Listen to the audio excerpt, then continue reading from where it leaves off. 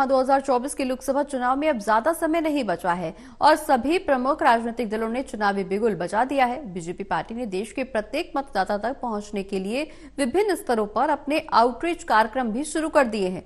पूर्व कैबिनेट मंत्री कविता जैन ने भी चौक चौराहे से लेकर गांव चलो आगाज चलो अभियान का भी शुरुआत कर दी है।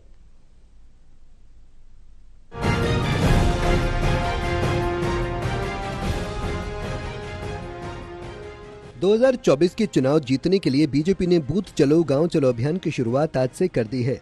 9 से 11 फरवरी तक भाजपा कार्यकर्ता शहरी और ग्रामीण क्षेत्रों के लिए बूथ चलो और गांव चलो आउटरीच कार्यक्रम शुरू किया है, जिसमें बीजेपी का एक कार्यकर्ता 24 घंटे अपने बूथ पर या 24 घंटे प्रवास करके मतदाताओं को केंद्र सरकार की उपलब्धियां और उनका लाभ लेने के प्रति जागरूक कर रहे हैं। पूर्व कैबिनेट मंत्री कविता जैन ने सोनीपत में बूथ पर इस अभियान का आगाज किया। इस दौरान उन्होंने पैदल मार्च करते हुए मोची से लेकर धोबी तक, व्यापारी से लेकर मजदूर तक, धर्मशाला से लेकर मंदिर तक का दौरा किया। उन्होंने कहा कि भाजपा समाज के सभी वर्गों तक केंद्र सरकार की जन कल्याणकारी नीतियों को पहुंचाने के लिए अभियान चला रही है।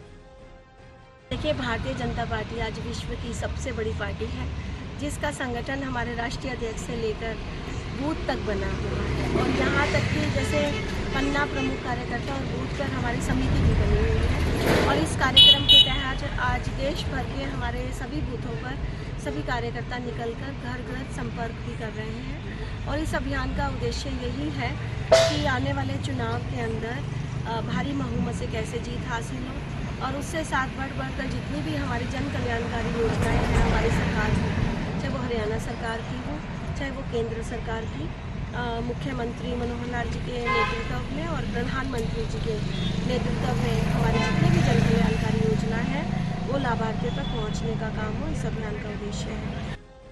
वहीं पूर्व कैबिनेट मंत्री कविता जैन ने कहा कि प्रधानमंत्री नरेंद्र मोदी विकास की गारंटी हैं और आने वाले लोकसभा चुनाव में 10 की 10 सीटें हरियाणा की जनता बीजेपी की झोली में डालने का काम करेगी।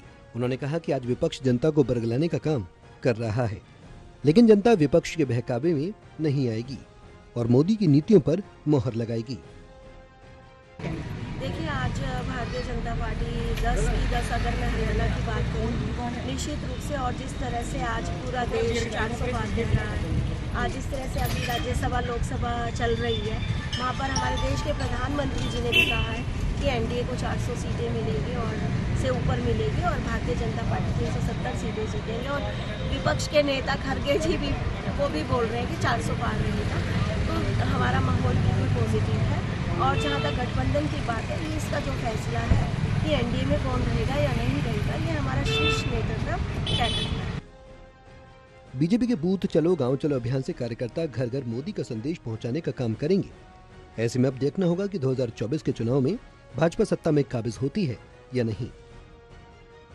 सोनीपत से कविता शर्मा की रिपोर्ट।